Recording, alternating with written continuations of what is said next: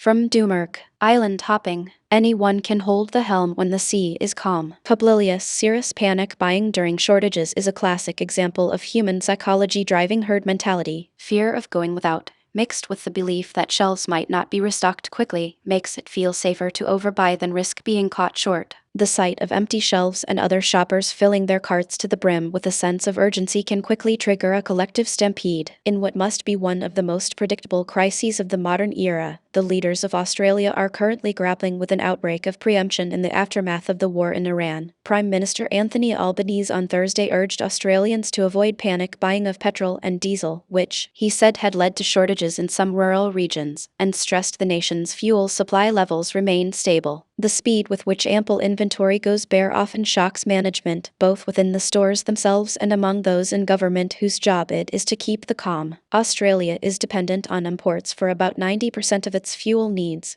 and fear of supply disruptions due to the escalating war in the Middle East has led to a doubling of fuel demand in some regions, resulting in localized shortages. However, I want us to be overprepared, Albanese told reporters. The war in Iran and the disruption of global crude and refined product supplies it has created is simultaneously exposing how critical hydrocarbon fuels remain to the operation of all modern economies and how leaders of many important countries chose to deny that axiom. Albanese said the federal government had already taken steps to ensure an uninterrupted supply of fuel into the country. Our fuel supply is currently secure. Through a mix of climate ideology and ignorance of basic physics, so-called progressives eschewed domestic oil and gas production and refused to stock sufficient inventories for times of geopolitical stress, as though not liking something diminishes its essentiality. Their populations are now set to suffer, as the cases of Australia and its similarly unprepared neighbor, New Zealand, clearly demonstrate. Island nations are particularly vulnerable to global energy shocks, dependent as they are on a steady procession of tanker ships to keep the pumps from running dry. Although islands have historically been more difficult to attack, they are far easier to embargo, and starving a garrison of supplies is typically a certain path to victory for the patient antagonist.